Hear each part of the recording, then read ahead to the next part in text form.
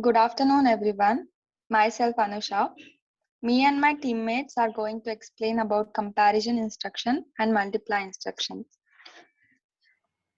So I'll be explaining about comparison instruction.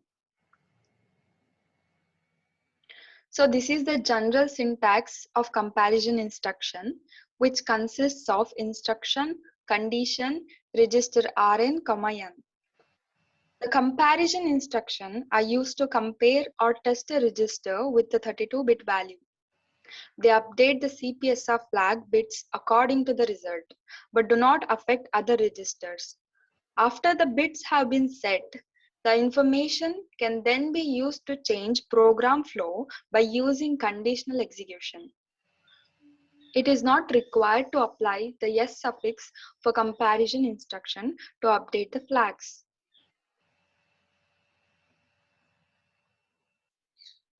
The comparison instructions are of four types, which are compare negated, compare, test for equality of two 32-bit values, test of a 32-bit value.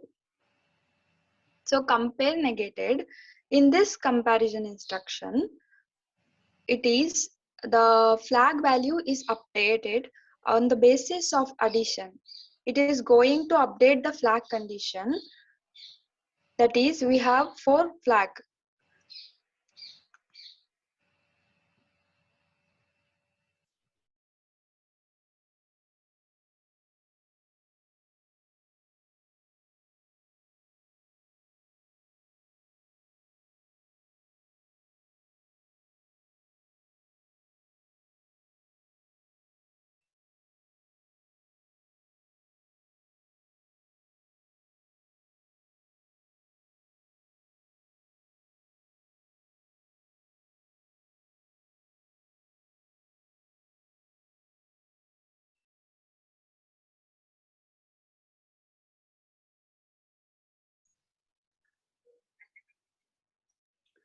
The 4 flag conditions are negative flag, zero flag, carry flag, and overflow flag.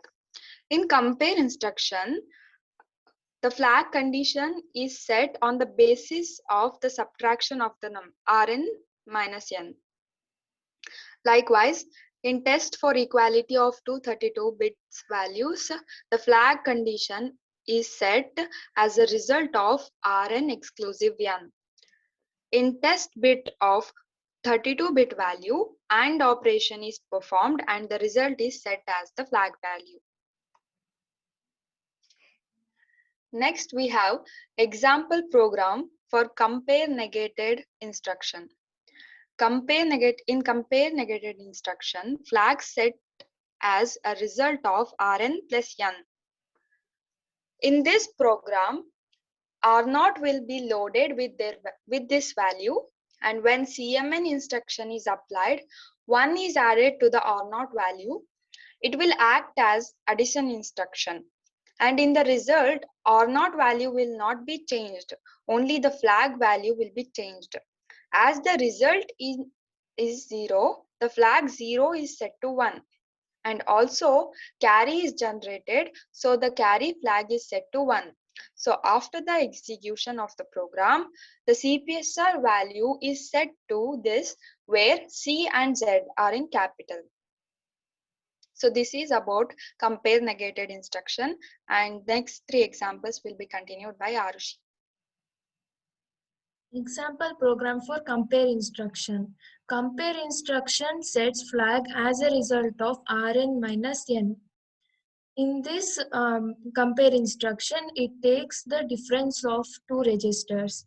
In this example, R0 is loaded with 47, hexadecimal 47, and R1 is loaded with hexadecimal 25. When we apply compare instruction R0, R1, it will take the difference of R0 and R1, and it will not change the R0 and R1 values, and it will affect only the flag field. Since R0 and R1 is subtracted, carry is generated. So carry is set to 1. This instruction is similar to subtraction instruction, but in subtraction instruction, um, R naught value is changed, but in compare instruction, value is not changed. In order to change the flag field of the subtraction instruction, we need to add suffix s in front of subtraction instruction. But in compare instruction, no need to add suffix s. As a result, after execution, the carry field C is capital. Example program on test for equality instruction. In this test for equality instruction, it sets flag as a result of Rn XOR n. Flag set as In this example, R0 is loaded with hexadecimal 47 and R1 is loaded with hexadecimal 47. When we apply test for equality instruction R0, R1, it will take the XOR operation of R0 and R1. We know that XOR operation means if both the operands are equal, then it will result 0. If both the operands are different, then it will result 1.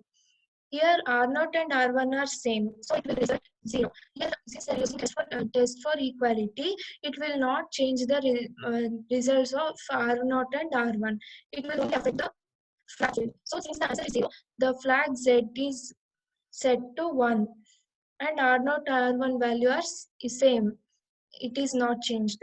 So after execution, the Z is capital, indicating that the answer is 0.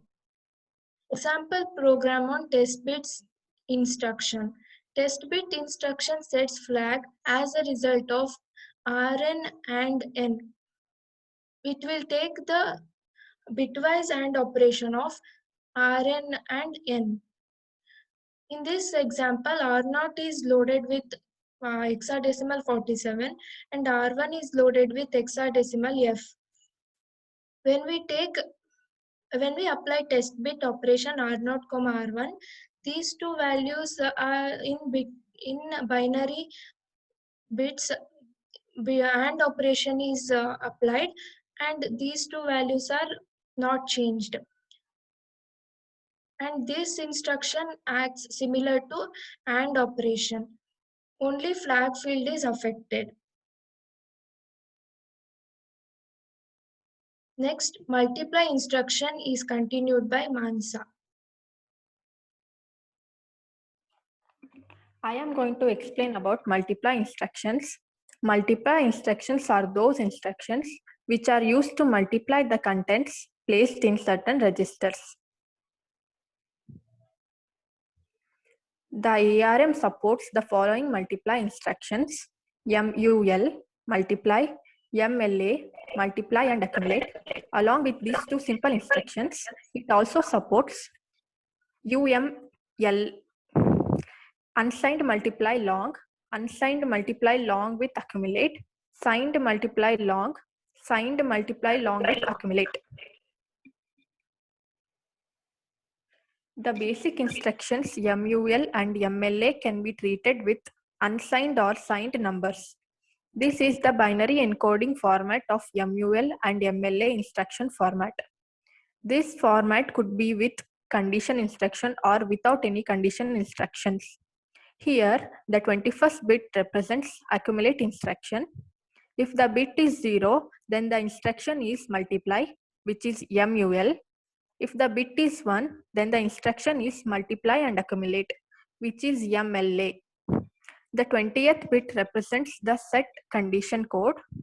If it is 1, then it sets the condition code, which updates the CPSR register. If the set condition code is 0, then it does not set the condition code.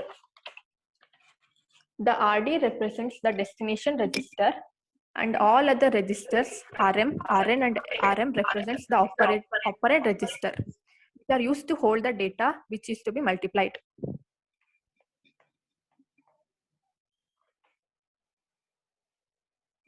This is the general syntax for multiplication instruction. MLA condition yes, RD, RM, RS, RN. This operation code MLA condition which is greater than or less than. If we want to update the flag, then postfix it with S. Here RD, RM, RN and RS are the operands. MUL condition yes, RD, RM, RS. Here RM, RD and RS are the operands. MLA multiply and accumulate. RD is equals to RM into RS plus RN.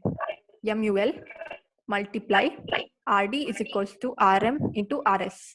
Here the product goes to RD, which is the destination register.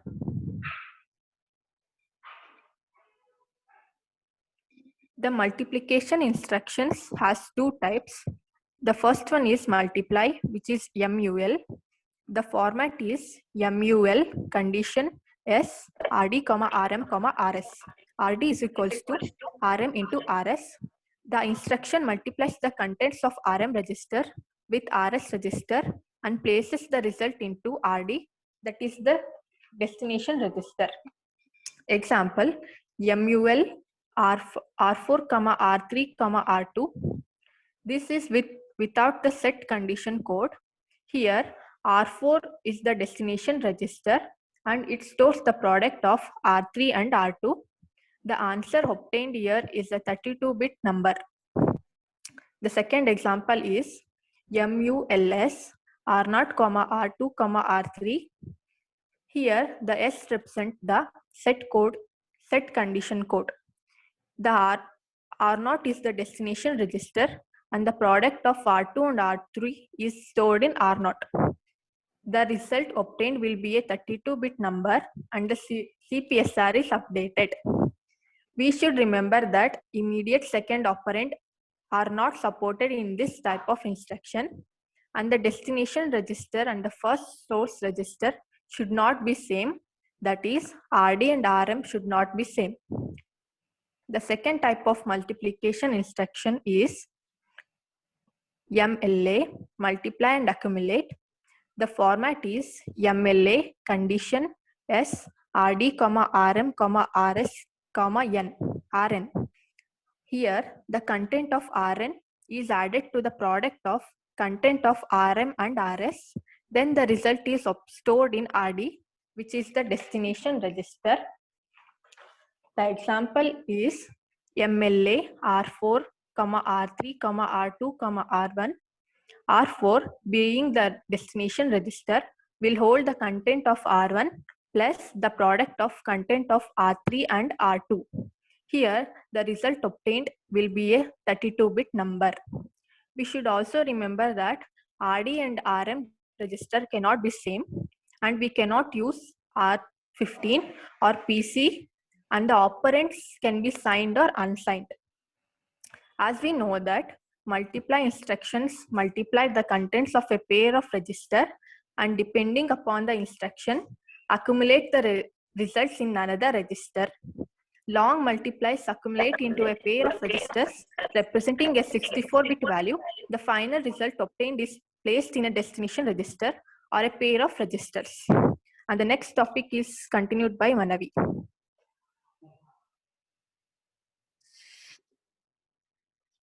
The format of MULL and MLAL instructions are: the 31st bit is the condition field, then this is 22nd bit U. It represents whether the number is unsigned or signed. If the number is signed number, then this bit will be 1. If it is unsigned, then it will be 0. Again, in the similar way, to the format of simple MUL and MLA instructions, A bit, it represents accumulate. If it is 0, then it's multiply only, and if it is 1, then it is multiply and accumulate. S will represent set condition code. If it is 0, no condition code is altered, and if it is 1, it will set the condition codes. Now, here the operand registers are slightly different. RD high and RD low, that is higher side of destination register and lower side of destination register. These are called as source destination registers. RS and RM are called operand registers. This is the format of MULL and MLAL instructions.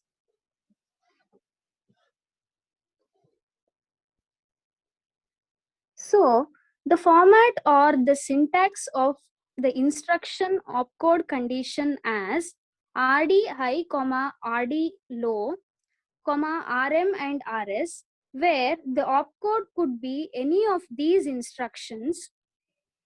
U, which is unsigned, MULL, unsigned MLAL, signed MULL, and signed MLAL. Here the condition is optional.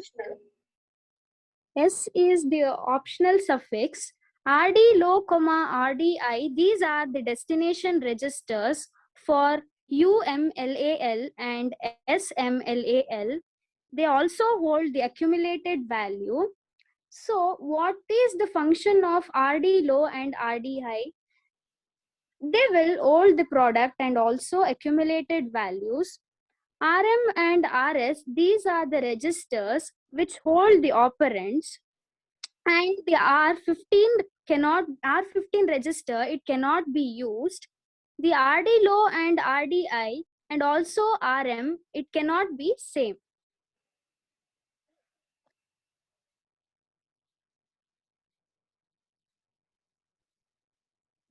Next is multiply long and multiply accumulate long.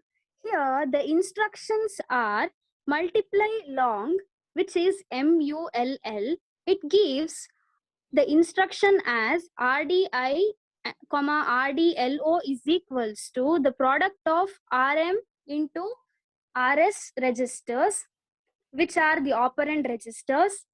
The multiply accumulate long, which is MLAL, it gives the instruction as RDI, RD low is equals to the product of RM into RS plus RDI, RD low. This produces 64-bit result, which means 32-bit into 32-bit, it gives 64-bit result. The need to specify whether it is unsigned or signed.